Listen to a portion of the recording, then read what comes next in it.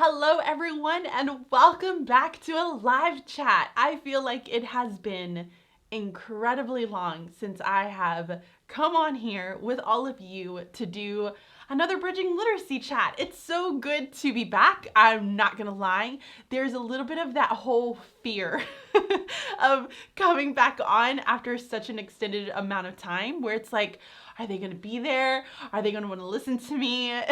Am I able to do this? Lord knows, but we're going to figure it out today. We'll do it together. How about that? So, how's everyone doing? I see there are already so many of you that are in the chat. So many of you that are always on here that come on every single Sunday. And I appreciate you guys so much for sticking with me while I've taken a couple of weeks to just decompress. So yeah, it's been a really long time. I have to tell you guys, part of the really big reason why I ended up not coming on for a couple of weeks was my health. So for those of you who know, I have a autoimmune disease called Hashimoto's, and I don't like to make a big deal about it because to me it's just something that I have to live with, so whatever.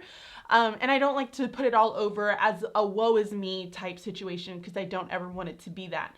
But sometimes it really gets extremely hard on me, emotionally, physically, like God bless Trent, like he is constantly rubbing my arms, rubbing my elbows and all my joints and all the things. Just because I hurt so bad everywhere. So with the doctors just being down and us not being able to do anything with COVID, I haven't been able to go in and get my routine checkups, which has been a little bit sad because I was supposed to get one back in April. And I really need to reschedule it so that I can get back in with my doctors. So I had to take a couple of weeks for that because just the pain and the emotions were no bueno on my book. But I am fine. I don't want you guys stressing about me. I am totally fine. Just know that when I take those breaks, it's just because I'm having some sort of a flare up. But I'm fine. All is well. All is good. I'm happy to be back. I'm happy to be here with all of you. I hope you are all doing really, really well during these times. I know we have a new Bridging Literacy member that's in our group. Rachel, thank you so much for joining in with the Bridging Literacy community. I appreciate you, and I'm really excited to have you join our community and be able to discuss all things literacy. So it's all very, very exciting. Okay, I'm going to take a deep breath and I'm going to try to calm my nerves because I feel like I'm a little bit nervous right now and I know that it's totally coming off at the moment. Tara girl, I feel like I haven't seen you in a while. Like, I think it was maybe the last couple that she hasn't been on. So it's so good to see you on this chat. I feel like it's just been a while. So yeah, how you guys doing? Let's see, I'm going to read through some of my comments that I have here just to make sure that I'm saying hi to everybody. Lola's on, Tara's on. I know. Hi, Lola. Girl, I love the picture that you posted. You are beautiful. You're beautiful. I saw it on Instagram. I liked it and commented. Let's see. G-Rod, Joanna. G-Rod, I feel like I haven't seen you on there for a while. I feel like it's been also a few times since we've done the last couple of live chats that I feel like I haven't seen you on. So, unicorns, thanks girl. Trent's the husband. He is the husband. Yeah, okay. So, I feel like I'm gonna get back into the motions. Gonna start kind of calming myself down. I'm feeling like I'm getting with it. Molly says, I love your channel. When I was young, I wanted to be a teacher, but I wasn't good at it. I don't know how you do it, especially with things in your field always changing. Oh, thank you so much.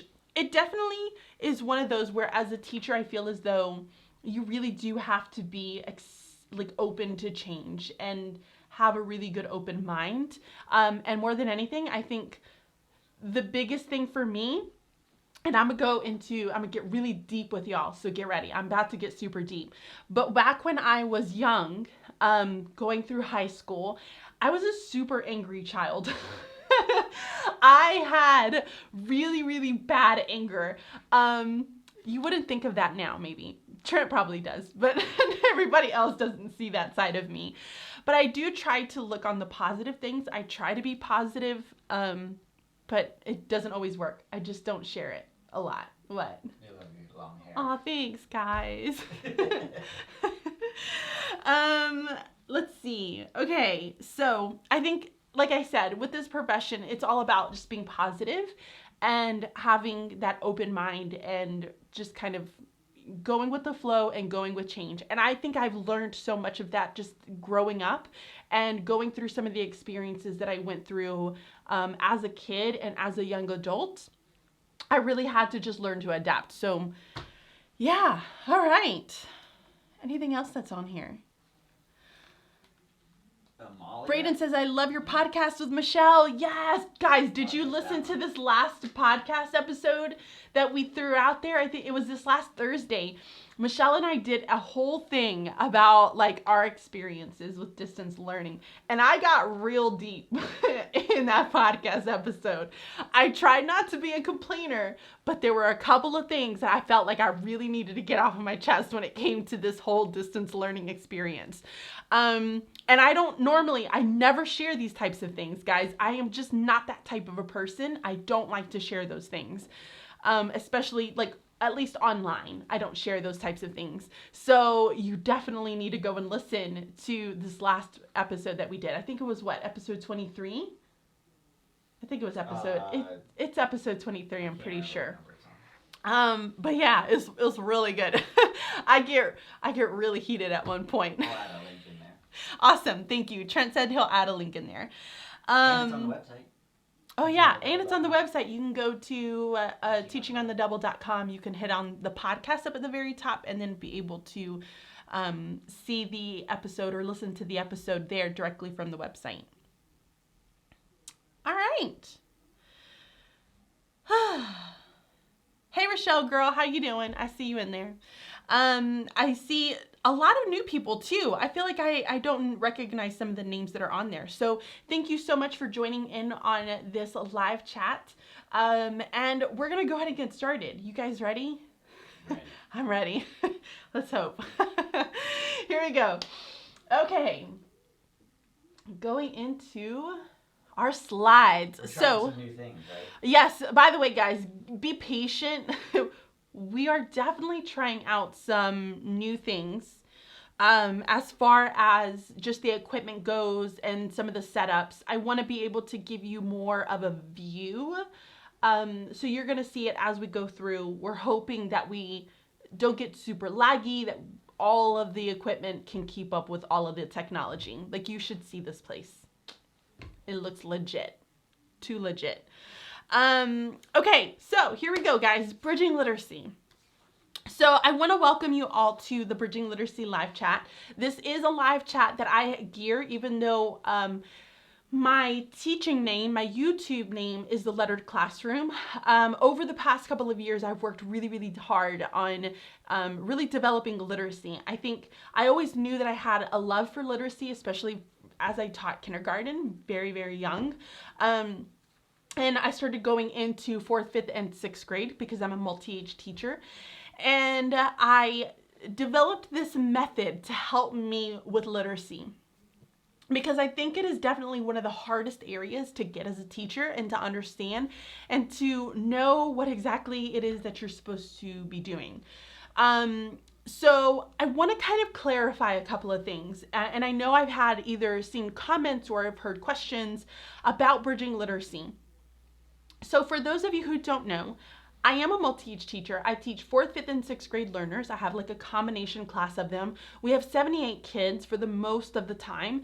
And I share those 78 kids with 2 other teachers on my team.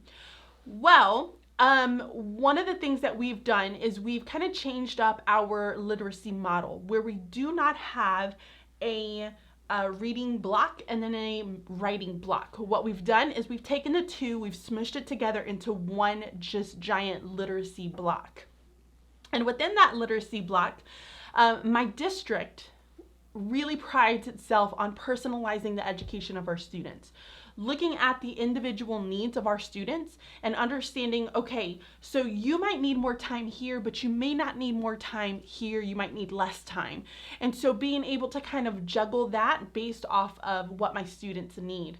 So to be able to truly teach literacy in a fashion that allowed me to do that, I kind of developed this bridging literacy model. Now, I often get asked, like, will it work for whole group?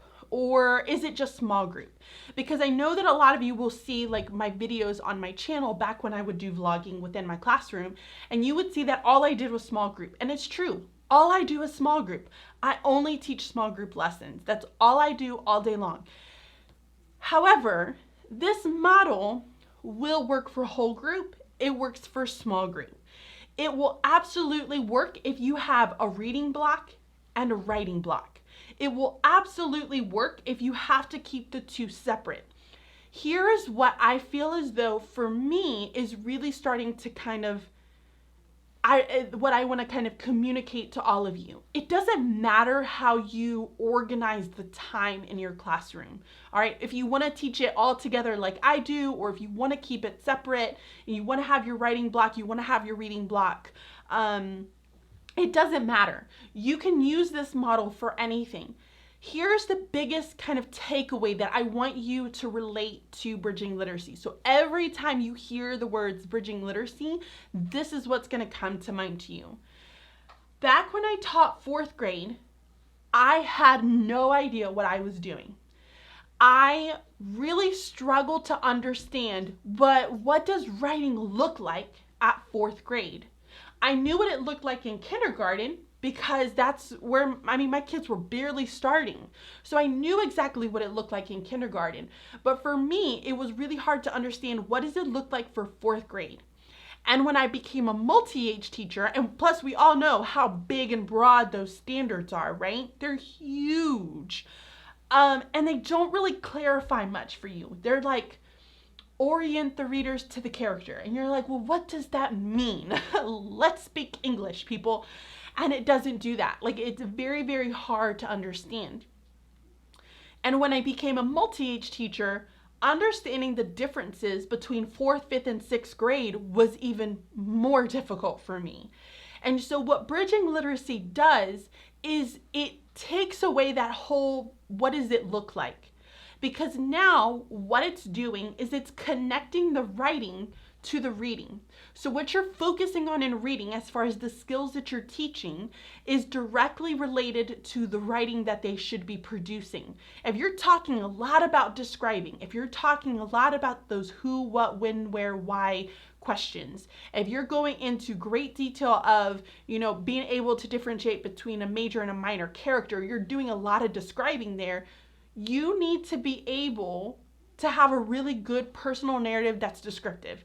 If you're talking a lot about characters in one unit and you go really in depth with characters and character change, intrinsic characteristics, well, there you go. That's what kids should be doing in their writing.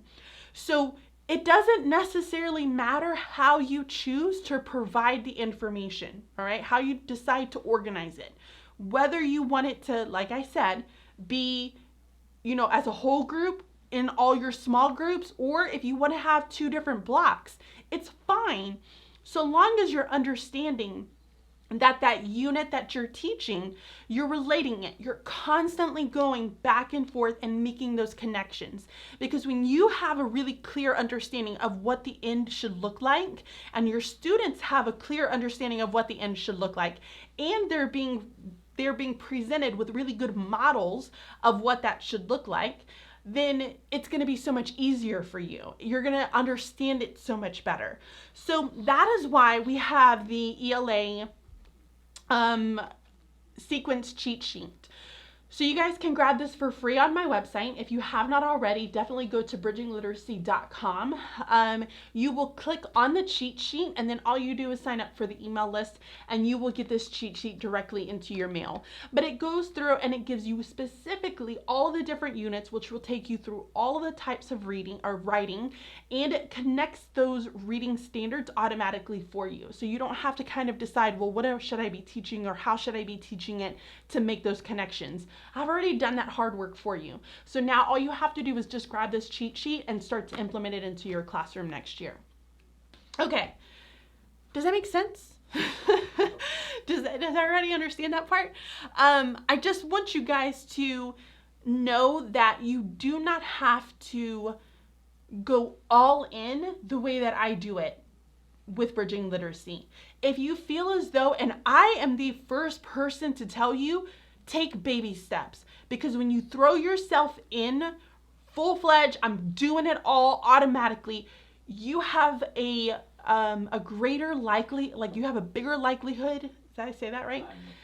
To quit and to not want to do it because it's not working out, because you're trying out too many different things. So if you're comfortable in whole group, try Bridging Literacy in whole group and see how that can change. And then if you want to just do one small group, then do one small group and do everybody else whole group.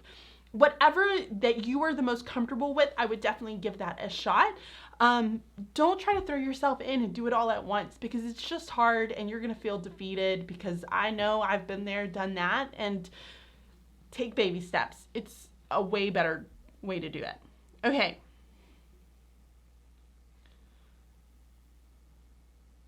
I have to take a drink. I'm thirsty.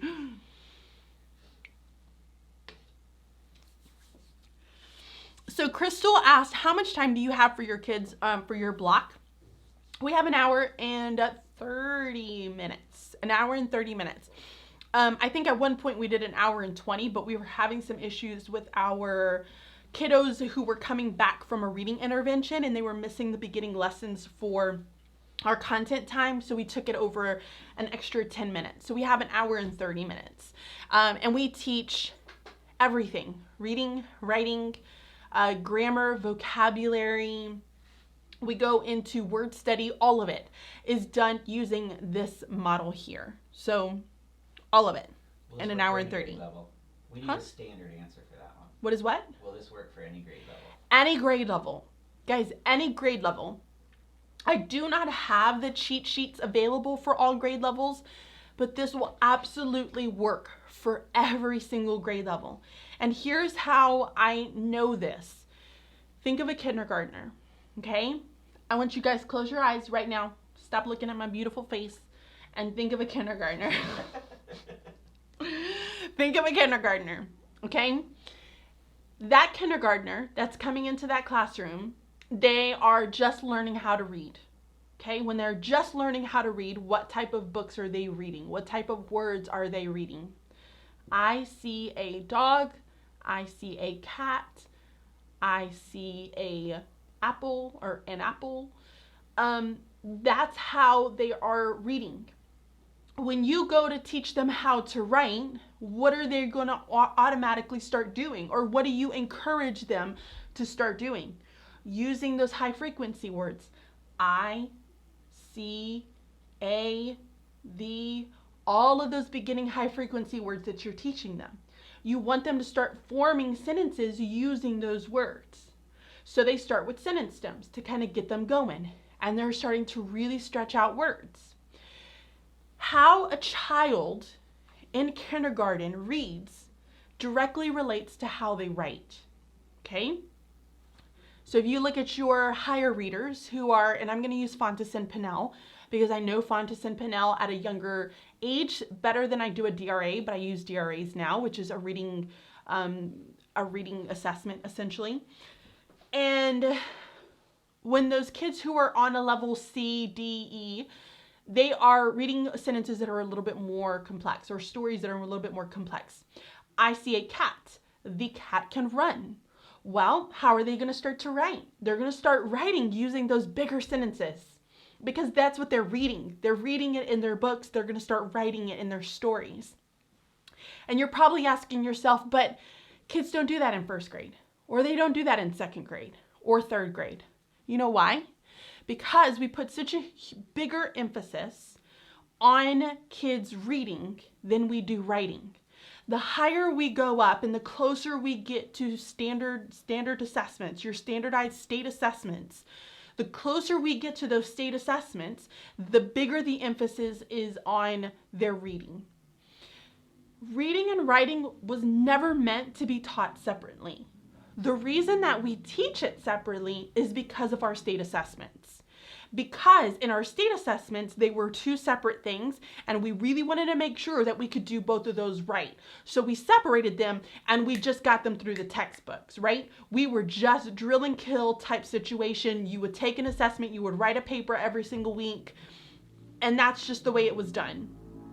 But it's not supposed to be that way. And so we would start to see this like drop off between the writing and the reading, because we were putting such a huge emphasis on that reading that the kids would start dropping off in their writing. And I have a really good story too, and I'm not going to share the person that told me this, but one of the things that this person said was that their grammar is like in the curriculum.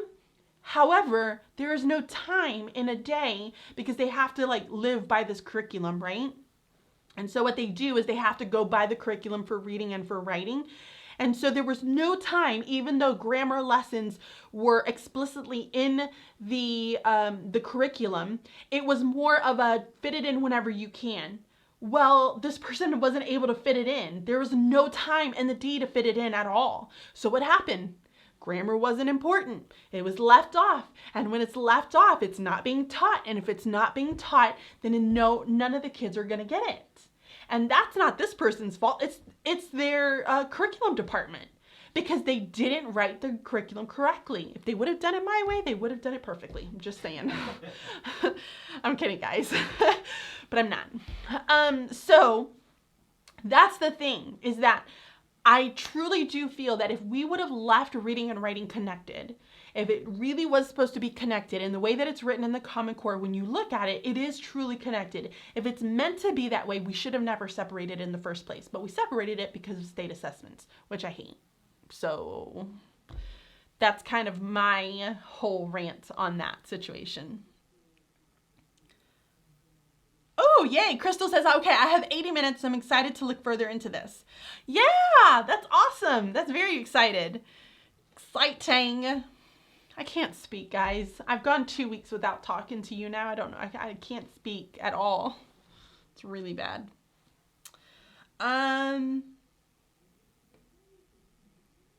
Okay. All right. So here we go, guys. Are you ready to get started?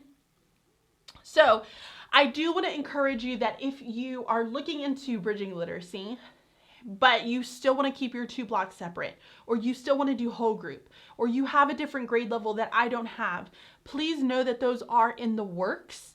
We are working on developing right now a 2-3 cheat sheet to be able to help you with those units, but it is absolutely possible. So just kind of know that as we continue to move on. Okay. Half hour into it and we haven't started. I'm sorry. I get on a rant and I'm not gonna lie, I'm a little nervous. It's not switching. Our computer's really lagging. Yeah, everything's lagging, unfortunately.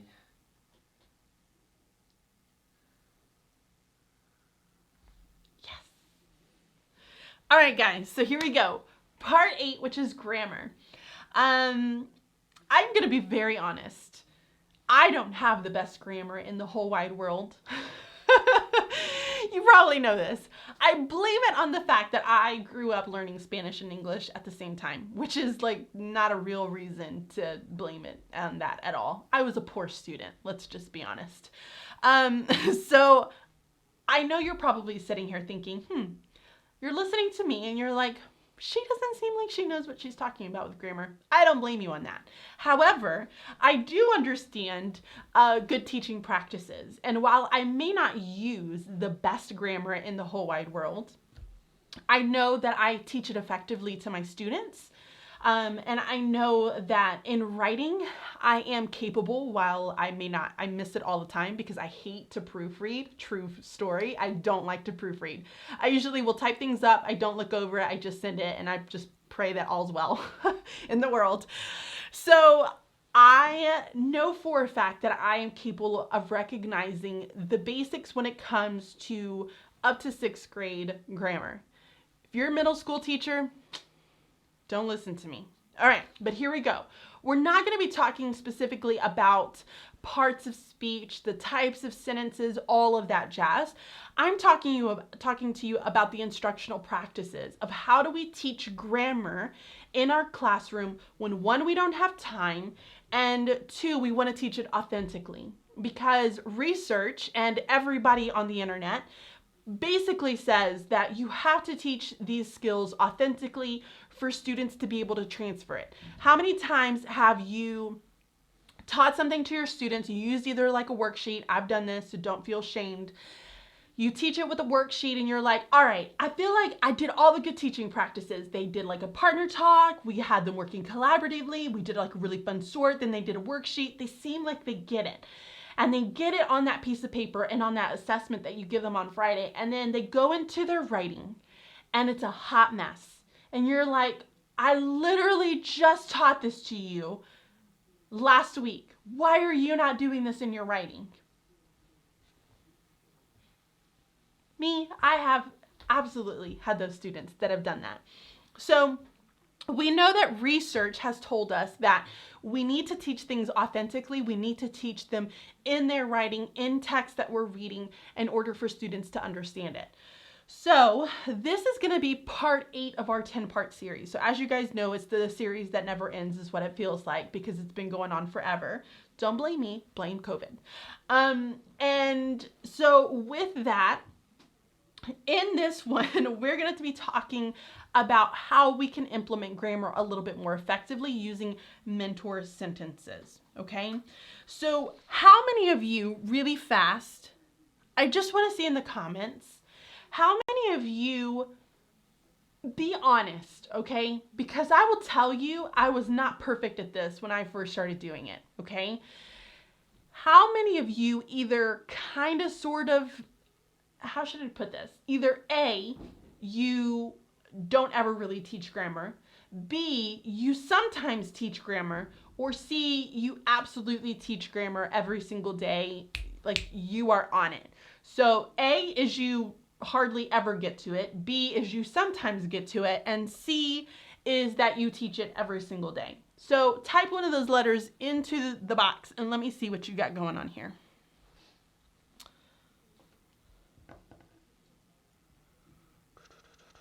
What do you try to do to beat your dislike for proofreading? Teach it to my students. I don't practice it. I should really practice what I preach, shouldn't I? It depends, to be honest. I have a habit of, I guess let me say it this way. I proofread probably as I write, but I really should get better at like going back and rereading it all together in one cohesive piece. I use a lot of planning to really help me do my writing. So yeah. I love that you guys are being honest. Thank you. Ooh, 3 times a week. Oh, Allison, I adore you. Okay, so I'm getting some really good stuff. So here's how you're gonna do it. And guys, I want you to remember this. Slow and steady wins the race. Slow and steady wins the race, okay? I'm not asking you to do every single day. I'm not asking you that. I'm asking you to commit 1 day a week to it. 1 day a week, but be consistent, have really good conversations, and be thorough that 1 day a week that you do it with your kids. When you do that, I promise you, you will see results with your students, okay? You okay? I need to check something. All right. So here we go. All right. So I told you that with grammar, I want you to use mentor sentences. Now you guys hear me talk a lot about mentor texts and utilizing mentor text when you're teaching reading and writing. The same goes for your grammar, Use mentor sentences coming from a text that you've been using that week to model with. So I know that I have had a lot of different books that I've showed you guys in the past. And what I do is I will kind of think about a progression. Okay, so let's kind of talk at the very beginning of the year. And let's say that you're just getting bridging literacy started and you're about to get to your first week where you're really kind of implementing, the bridging literacy method. You're not automatically going to teach your students independent and dependent clauses. You're not going to do that. It's too much. We're talking 4th grade here. It's too much for them to get right off the bat. What's one of the first things that you would probably teach to your students when we're talking about a logical progression of what you would teach them in grammar? Maybe subject and predicate. Seems like a pretty good place to start, right? Subject, predicate, all sentences need to have them to be complete. So what we do is I will flip through that book and I will find one sentence that I feel as though will match what I want to talk about. So if I'm talking about subject and predicate, I'm going to find that sentence and I'm going to write it out. Typically, I write it out like on chart paper. But today what I did is I already had it printed out here. So I have 3 different types of mentor sentences, and all I did was print them on a piece of paper. And I'm going to show you guys these in just a second. So when you use this mentor sentence, you're taking this sentence and you're building a discussion and activities all around this sentence. And so by that, you're talking about the sentence variation. What type of a sentence is it? Well, it's a simple sentence. Okay, awesome. What about parts of speech? What type of parts of speech do we see in this sentence? Word study. Can I pick out word study in here? Just recently, this last year, I ixnayed word study completely and incorporated it into my mentor sentences. Did you guys know that? I don't remember if I shared that or not. But I did. I completely got rid of word study and did it all with my mentor sentences. And the reason why I did it was because my students were done with it. They were bored of it, they were tired of it, and it was not working. It was not working for me. So we ixnayed it and we incorporated it into our sentences. And I will show you how to do that in a little bit. Conventions. What do the conventions look like? What about the voice? Do you hear the author's voice in it? And how do we know what the author's voice is? And how can we translate that into our own writing in our own stories as writers? How do we do that? So all of those pieces are in this one lesson that you're going to do each week.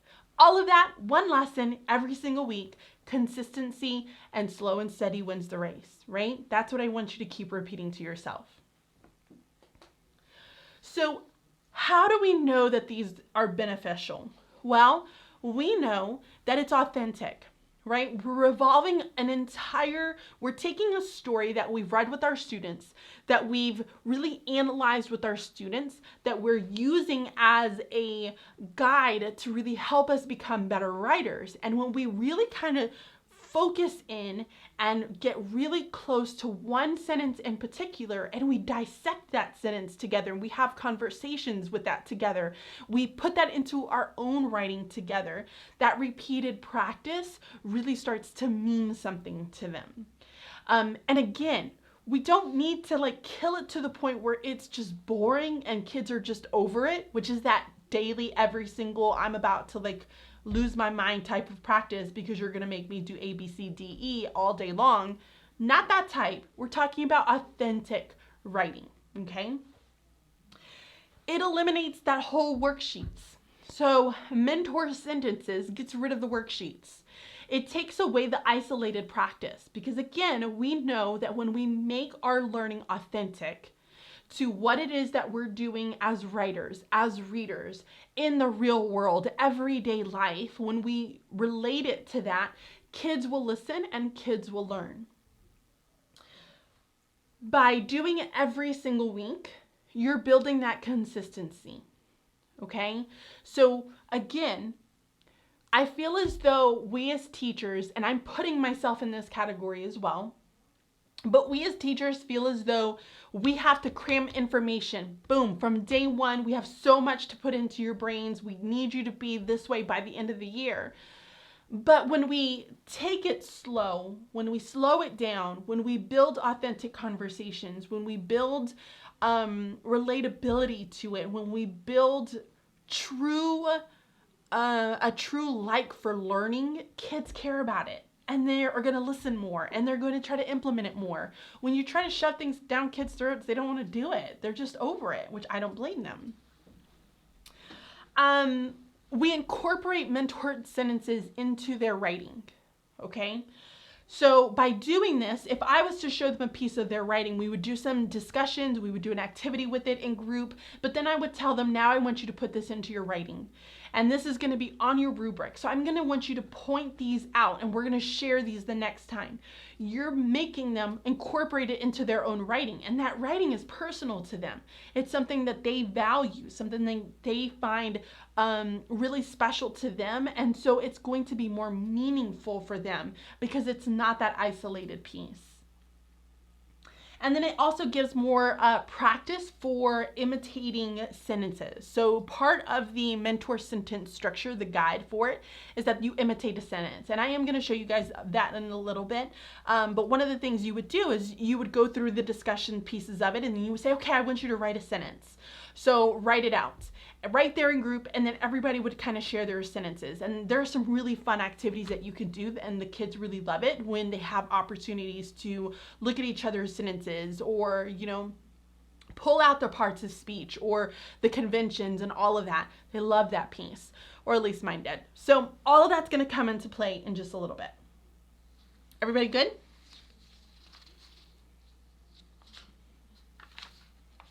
All right. You took me off my OBS stuff, hun. Yeah. You ready to switch? Yeah. I just don't know where the buttons went. Oh, there it goes.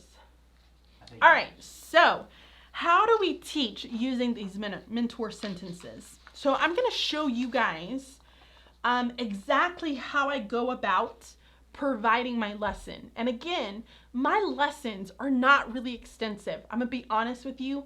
They range from about 8 to 15 minutes. That's it. Which is why I do small groups, and I'm able to do it also because I have a huge range of learners in my class. But 8 to 15 minutes, and then I'm totally done, okay? So let me go ahead and show you guys what I got. All right, so I told you that you're going to have your sentences. So I have 3 different sentences here because I did want to show you kind of the variation of sentences that I'm using. I have some activities that I'm going to show you a little bit later on. But one of the sentences was from Al Moon. I was not disappointed. I was not disappointed. That's it. I have another sentence here from Extra Yarn, which is a picture book that I really love. So she made Mr. Crabtree a hat. And then finally, I have one more sentence from the Storm book, which is called, which is a really good book for description. In the mountains, the rain comes down like a waterfall. All right. So as I'm teaching this, I would kind of have this out and I would tell the students, okay, guys, I want you to read over this. Now, there are multiple ways that you can start with this, but the first time that you ever do this is you want to ask, 1, what do you notice? What do you notice? And I'm quiet for a really long time, and I'm really good. Like, I have gotten down the art of wait time. Truly gotten it down. Like, I'm really good at it. So I ask the kids, what do you notice? And then kids will start pointing out things like, I noticed that there is a period. Okay? What else? What else do you notice? I noticed that they started with the capital I. It's your typical stuff, right? That's kind of where they would start. Period and a capital I. Perfect. What else? What else do you notice? And the first time that you do this, you will have to kind of guide them in through it. You're going to say, well, what kind of words do you see? What do you notice about the types of words? Do you notice any types of words? And you don't want to give it away. You want them to really think through it. You want them to have that time to really just think through it. You want them to kind of struggle a little bit. It's okay for them to struggle. You want them to struggle a little bit. And so they might end up saying, well, I see the word mountains, and I know mountains is a noun. And so I would write down, okay, so you know that that's a noun. All right? What else? What else do you notice? Well, and then another kid would be like, ooh, they said noun. I see another noun. Well, isn't a waterfall a noun? Okay. Waterfall is a noun. Now, when I would do this, guys, and I don't have enough space, but I decided that I'm going to do it on the back. I would do a what do you notice? And so let's say that it starts with a capital I. We'll just say Bill said that. And then Susie said that mountains equals noun. And I really like, guys, when you add their names to any sort of an anchor chart that you're building. It is a really, really great way to show that what they're saying is meaningful. And even if they're wrong, I want you to write it down. Even if they're wrong, if little Susie said, well, it's a verb. Mountains is a verb. I want you to write it down. You're not here during this part of the lesson to sit there and tell them no, okay? You're here to just write down all of the thoughts. So you would get a bunch of different things and you would write it all down. All right? And put their names next to it. It's fine. I promise you all is well. And so once you do that, then you're going to start to say, all right, guys, so here's this. I saw a lot of you were talking about something called parts of speech. Do you guys know what that means? Do you know what parts of speech means? And so you might have a couple of kids share things out and you're going to say, okay, so a part of speech, and you would go through the huge definition. And what I like to do is, because my kids have one-to-one and your kids might not have one-to-one devices, so you may not be able to do this with your kids. But if your kids do not have one-to-one, you can try to find a different way of doing it, okay? Maybe have dictionaries if you have dictionaries, or if you do have iPads that you only have 3, fine, your students can share it in a small group. Whatever works, make it work. But my kids have one-to-one devices, and so what I tell them is I will pull up a list of some of the parts of speech that I want them to start with. Now, here's the key. You don't want to start with every part of speech known to mankind. Don't do that to yourself, and don't do that to them, because it's only going to cause frustrations. I start small and I grow as the year grows, okay? So I tell them, all right, I want you to find noun and verb, and I want you to look those up on your iPad. And I want everybody to be able to share the definition of a noun and a verb. And so I will call out people to share nouns and verbs. And then I'm going to tell them and say, you know what, now I really want you to look back at that sentence, at our mentor sentence, and I want you to find those nouns and verbs. And so they would go back to that mentor sentence and they would find all their nouns and verbs. And so we would have a discussion about how do we know that that's a noun and how do we know that that's a verb. And we would go ahead and label that word on my big anchor chart, okay? Once I have the part of speech down, then I talk about the type of sentence, okay? If I really just want to focus on it being a subject and a predicate, I might just go ahead in the very, very beginning, say, guys, we're going to talk about types of sentences because sentences can be all different sorts of sizes, right? We got small sentences, I see a cat, we have really big sentences, there's lots of different types. Well, we're going to start this year talking about some of the types of sentences, and we're going to start with one that's called a subject and a predicate. It's a simple sentence. Everybody needs to learn a simple sentence in the very beginning. And so we talk about how we can identify what a subject and then a predicate is. And typically, if I ask kids, well, what is a subject? They all know what a subject is. When we go into predicate, it's like they kind of sort of get it, but they don't get it all the way. But they're able to kind of talk each other through. So when I tell them, all right, guys, so here's what I want you to do. I want you to look at this sentence and I want you to tell me what's the subject, what's the predicate. What's the subject? What's the predicate? If we're talking about a simple sentence and we know a simple sentence has to have a subject and a predicate, what is the subject and what's the predicate? I was the subject. Fantastic, guys. How do we know that's a subject? All right, perfect. Wonderful. Moving on. So then what's the predicate? And they're all going to kind of battle with this. All right? And you're going to tell them, and you're going to say, guys, here's the thing. You have to have the subject. You have to have the predicate. We're looking at this sentence in general. Look at this. What if I told you this whole thing was the predicate? What if I told you that? Why would you think that that's a predicate? And you're going to have kids tell you why that's a predicate. You're not going to give them the answer right away. You want to have that discussion. Again, you want them to kind of be challenged. You want them to feel kind of a little hard, like, oh, this is difficult. This is not as easy as I thought it was.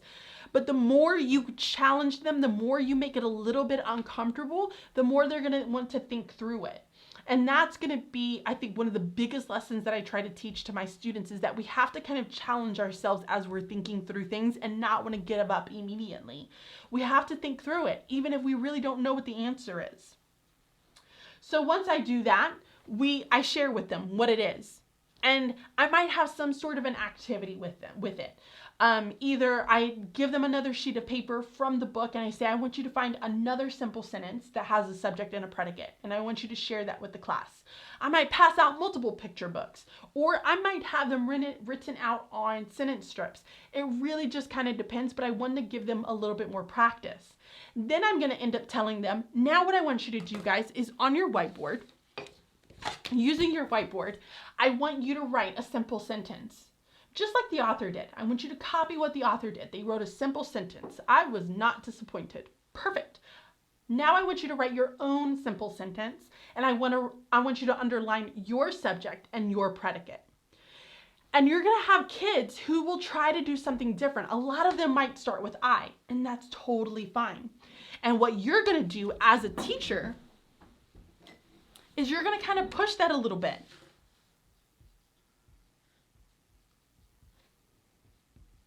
And you're going to write yours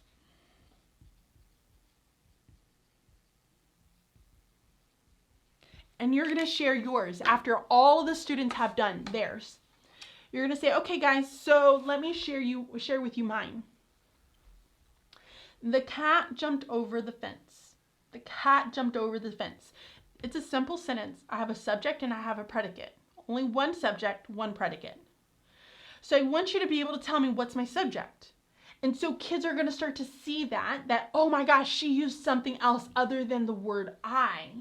And so you might ask them, okay, now I'm going to challenge you. I want you to take away that word I, and I want you to give me a different subject. Find a different subject other than the word I. And so kids are going to start trying things out, and you want them to be able to manipulate that sentence as much as possible, because the more opportunities we give kids to be able to manipulate those sentences, the easier it is going to be for them to understand it. It reminds me a lot of in kindergarten.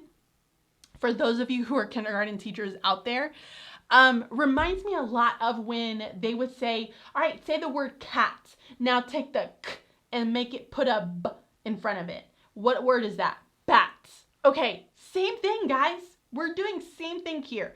We're literally having kids manipulate the sentence to be able to challenge them to do something a little bit different and to see the possibilities within it. So that's kind of it. Once I finish that, then I tell the kids, what I want you to do is in your writing, I want you to have a simple sentence and I want you to bring it back to share tomorrow. And that's all I end up doing. I don't do anything that's super fancy. That is it. But I do keep a list, and I have like this, it's like a scroll where it's like this endless amount of paper that comes out. I don't know how else to describe it. But what I do is I keep one of those and I literally list all of the parts of speech, everything that we do with grammar on there. So that every time that we add it to that. And so it becomes this endless list. And every time we have a lesson, the kids will open it up and it'll like flood the floor basically. But they get to kind of reflect and look back on all of the different things that we've learned. You guys with me? What do you think about that? What are your thoughts on that lesson?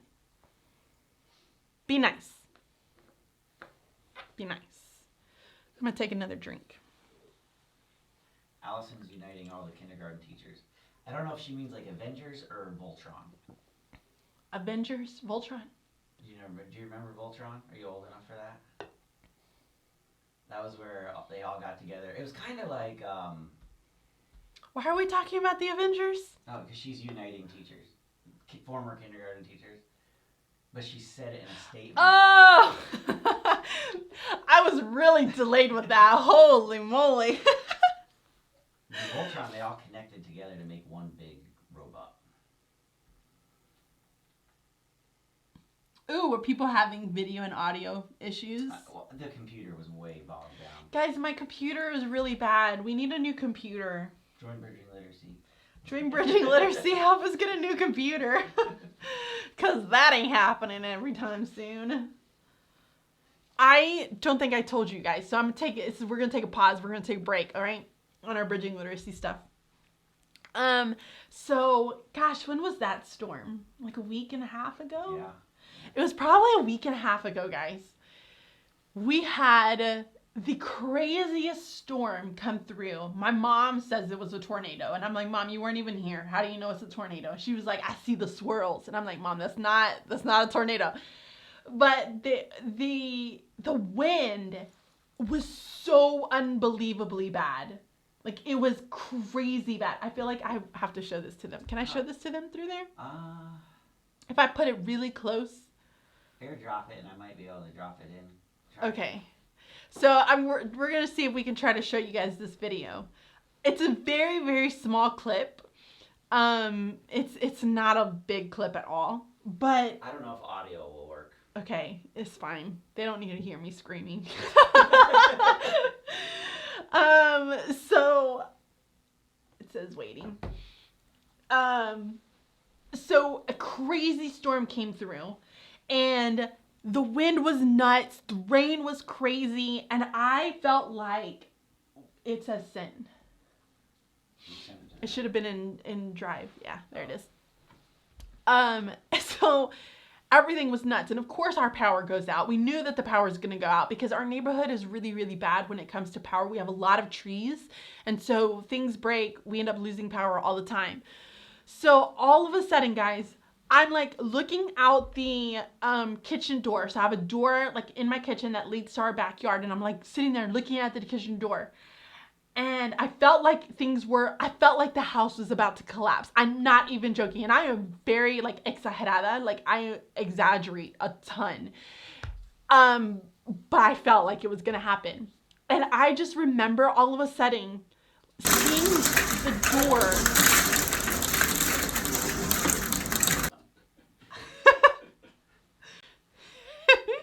Hold on, let me try Sorry, again. guys. So I remember seeing the door, like where the door frame is, water started leaking through the door. And I started yelling for Trent and saying, oh my gosh, you need to come and see this. Yeah, it did play because now it's coming on. Sorry, guys. It's like in a total different, we're going to fix that. Maybe not. You might have to see it sideways. But all of a sudden I see the water coming through and I'm yelling for Trent, oh my gosh, we have a leak. And I started getting stressed out thinking, oh my goodness, we have leaks in other parts of the house. So I have my like phone and I'm like telling Ian to walk around with me. Ian's my older son, for those of you that don't know. And we're walking around, I'm looking up everywhere. And so I didn't see anything else on the first floor, come up to the second floor and I go into the bathroom and there's water that's leaking from the bathroom window, which coincidentally is right above the kitchen door. So I have the kitchen door, I have the bathroom window, and they're both leaking from like the frames. So it was almost as if like they pushed the door or the window or whatever. They pushed so much force that it was like coming through it. It was crazy. And then I was like, oh my gosh, if it's leaking in both of these same spots, I'm gonna go downstairs to the basement. Wouldn't you know it, down in the basement, there's the stinking leak coming from right underneath the kitchen door. So it's like in a vertical line, all this water is coming in. And long Not story really. short, we can't get a computer because our house is leaking. Because our house is gonna fall down. Our house is gonna fall down, guys. But yeah, it was really scary. They had like a car was on fire. There was one tree, guys, a huge tree. Felt so bad for these neighbors, like down the street. They had one of the trees like fall down. It was like literally twice as tall. The roots that came out of the ground were twice as tall as Trent and I. Like, And longer than the truck. it was longer than the truck. It was crazy. And so then Trent that night was going out with the neighbors and they were walking around. Bless Trent. He was out there trying to help people like cut off like trees from cars and whatever have you because trees were falling all over the place. And he got poison ivy. But he got like epic poison ivy. So he's feeling better. Our house is falling apart. And good times. Let's get back to bridging literacy. Back to the story. Okay, so Allison goes, the moral of the story. The moral of the story. So it worked there, apparently. All right. So yeah. All right, I'm moving on. So that is the lesson overall. Again, you don't have to think, I need to do this every single day. Guys, it has nothing to do with doing it every single day. The thing you have to remember is to have the consistency. When you have the consistency, and not everyday consistency, consistency means that you're doing it kind of at the same time, you're doing it with the same amount of break in between. When you're doing it with that consistency, kids will get better. They will understand, they will learn, but they're also going to be applying it authentically. I feel as though when we try to drill and kill our kids with some of these, standards or, worksheets or whatever it is, they just don't love it. It's like we're sucking the love of learning from them. And so by having just really good conversations, by sitting there and saying to them, how do you know that? What is this? I sometimes would sit back in my lesson and I would say, what part of speech is this word? And they would say, well, is it this? Is it this? I don't know, guys. Why are you asking me? You think I'm going to tell you? I'm asking you. I want you to figure it out. And so by me sitting there and saying, I'm not going to tell you the right answer. You need to prove it to me. You need to find out what it is. Well, all of a sudden you have kids working together. They're looking things up. They're going through process of elimination based off of what they already know. They're having meaningful and authentic discussions. Do you think that's good, or do you think giving them a worksheet is good? Now, I'm not saying, please don't get me wrong, I'm not saying that I never give my kids a worksheet. I absolutely give my kids a worksheet sometimes. Absolutely. What I'm saying is that it's not the focus of my instruction. It's not the focus of their practice. I want to make that as authentic as possible. So when I very rarely throw out a worksheet to them because I have a migraine in the middle of class and God bless it, I'm just trying to make it through to the end of the day, does that make me an awful teacher? Absolutely not. It makes me human. I'm going to give them a worksheet and I'm going to get through it. But they're going to understand it. And I'm not going to have all the endless questions. Why? Because they already know she's not going to tell me the answer. I need to look it up. This is why I have my tools. This is why I have the tools in front of me to be able to look it up and figure it out. So I think that's kind of the biggest thing that we want to be able to teach our kids. Man, I've gone really, really long with this. Sorry, guys. So let's talk about, and I can't see my slides.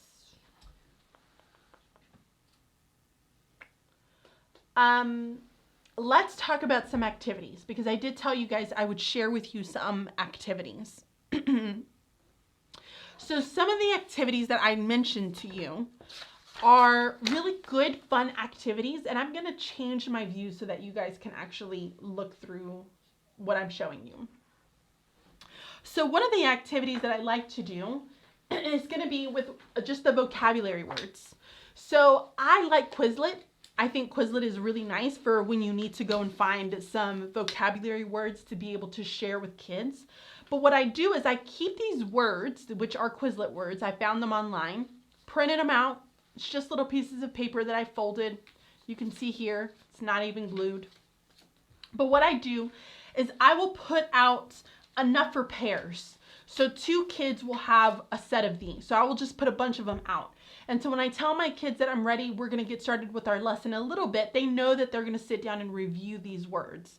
So automatically I have kids quizzing each other. All right, what's a common noun? And so they have to be able to say it. And so I've trained them to be able to say, you know this one, you don't know this one. You know these, you don't know these. And they go through that practice together. Very simple, very easy, and it's meaningful. It's something that kids, instead of kids just sitting there goofing off and not doing what they're supposed to be doing, you give them something to do right away, especially if you're doing small group. If you're doing whole group, you're transitioning from, science to literacy, fine. Put these out, have them out, let the kids start quizzing the people next to them. It gives them something to do that's meaningful, authentic, and it's not just a waste of time. They need that practice with those vocabulary terms. So this is one of them. And there's a lot of different things that you can do with vocabulary words, guys. I think I even did a whole lesson on...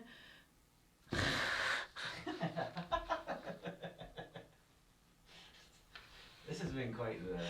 Guys, focus! All right. All right. So I would definitely say vocabulary words. I've done an entire video on vocabulary words on some activities that you can implement. You can absolutely try these out. Another activity that I would say to do, and I mentioned it earlier, was that the kids are imitating sentences or they're writing their own sentences. So one of the things that they would do, and I'm sorry, I wrote too big and I had to go down on the other line. But have your kids write out a sentence. Have them break it, and then what I would end up doing with these is either I would have the kids cut it up into different pieces and they would have to then organize the words. So let's say that I would give them these little titles. And then what they would do is they would cut up their sentence that they wrote inside of their papers, and then they would have to create a sort for themselves. It's a sort that you don't have to make. They've made it. It's authentic. It's meaningful. Again, it's not something that you're just giving them as busy work. But the kids really like to do those types of activities. So give them this, have them cut it up themselves right there in group, and then sort them out. And then have partners check themselves and say, did I get this right? Did I get it wrong? Or you can have kids switch.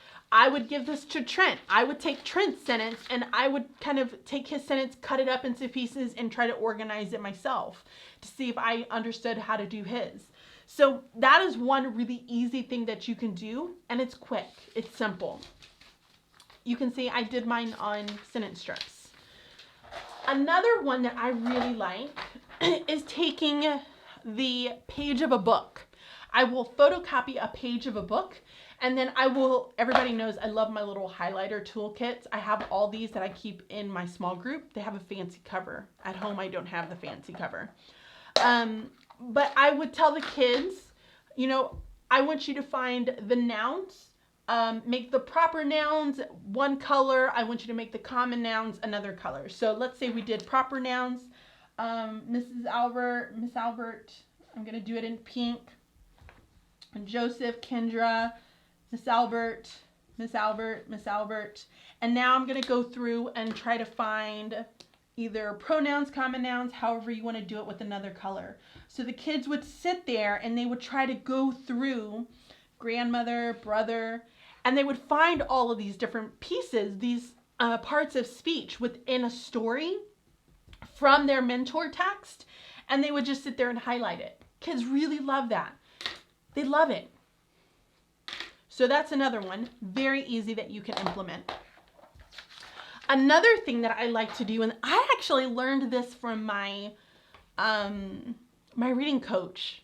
They had seen it in a professional development. I thought it was really cool.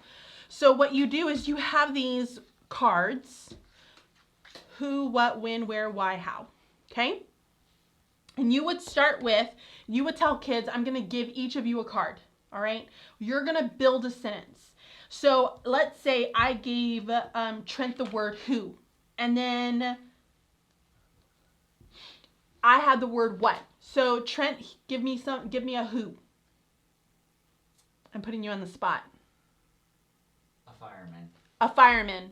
And so my what, I'm going to add on to his sentence. A fireman was running. Okay? A fireman was running. That's my who, that's my what. Where? A fireman was running to the building.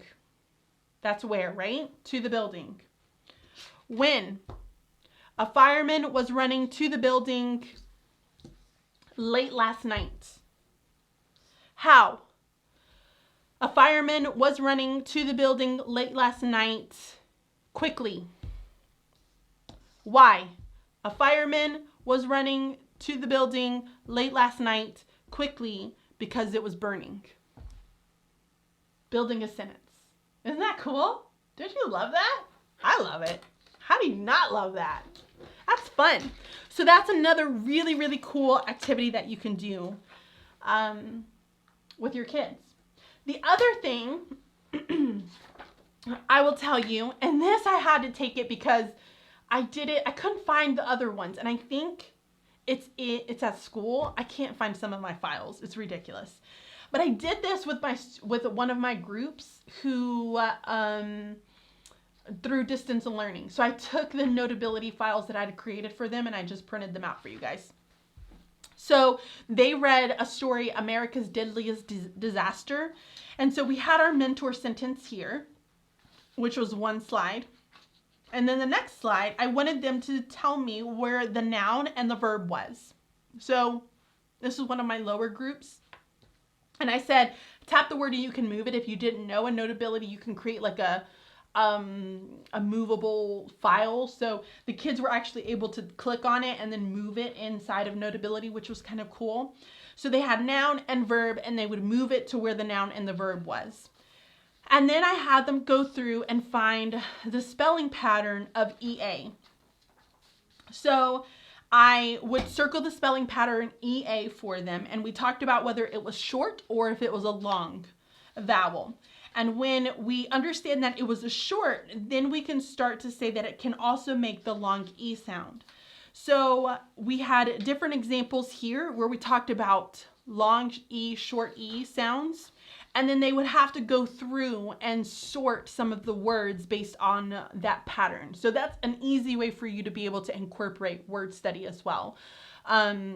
If you don't want to necessarily teach it separately, you can incorporate it through something like this. And that was just using their mentor sentence. And so it was just an easy, quick way for us to continue that repetitive practice so that they kind of learned and understood that piece. So that's another one. So 2 quick questions. Uh-huh. Are these activities meant to be used somewhere in the lesson you just showed us? Yes. So remember when I told you guys that I would go through the sentence, they would either imitate the sentence with the whiteboard and then all of a sudden, I would give them some quick activity. You could do a quick activity or you can send them off to do the quick activity with a partner, whichever one you want to do. Are you using words from your mentor text for your grammar vocab? Am I using words from my mentor text for my what? Grammar vocab. Yes, some of them, but then I add to them. So because there was already that EA, and Leslie, I think this is what you're talking about, because there was already that EA pattern, and I knew my kids needed practice with EA, I decided that it was better if I just stuck to EA and then I incorporated more words. I found more words for them to sort that were not in that book at all.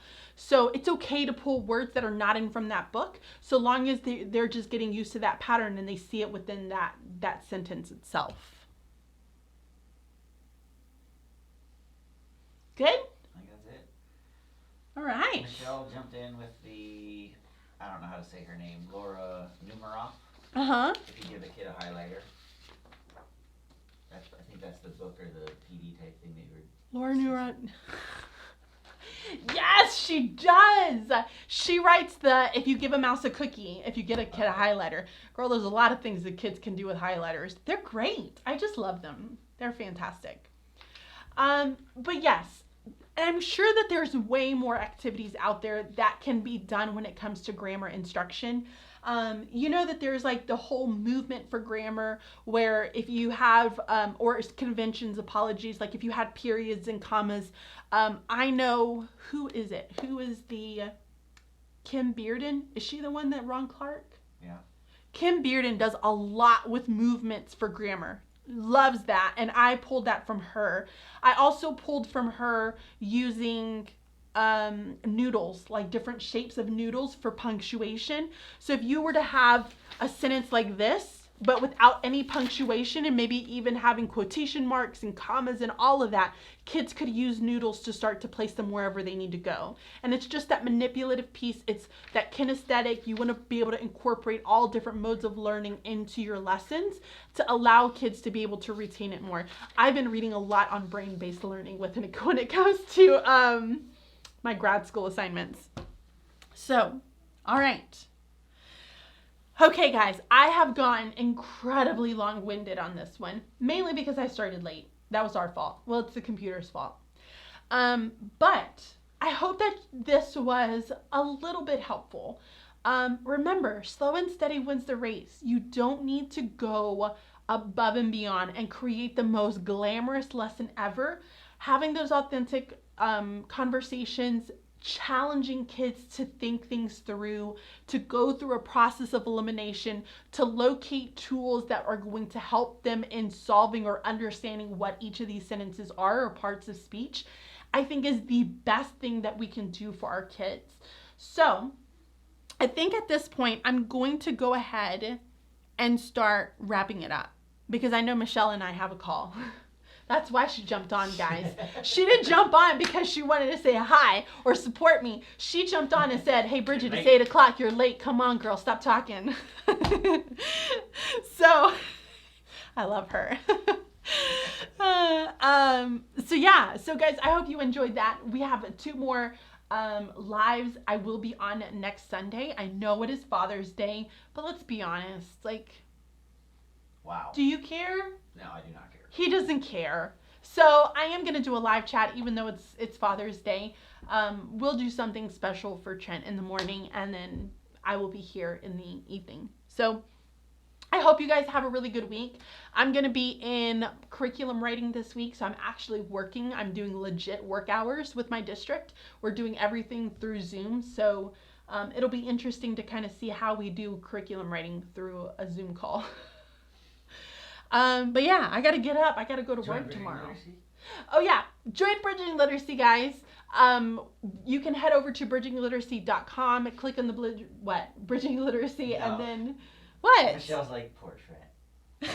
What happens if you give Trent a highlighter?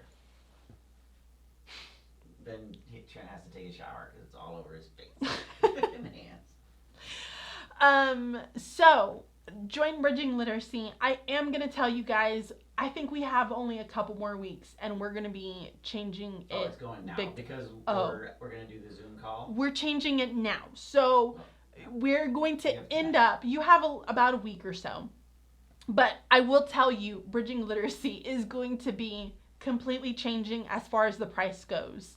And what's going to be included in it, which I am very excited to be able to share. Hopefully we can share more this next Sunday as we're getting all those materials together for you guys. But join Bridging Literacy. I would love for you to join in on the community and kind of get into the conversation and looking at how you can really make literacy instruction meaningful and authentic and stop putting so much work on yourself, because I feel as though that the moment I started looking at literacy this new way, I was less stressed as a teacher. I understood things a little bit more as a teacher and it was easier for me to have those conversations with my students. So, all right, guys, thank you all so much. Holy moly, I have no talking voice. I will see you all next Sunday. So thank you so much for joining in on me and have a really good week. Bye, guys.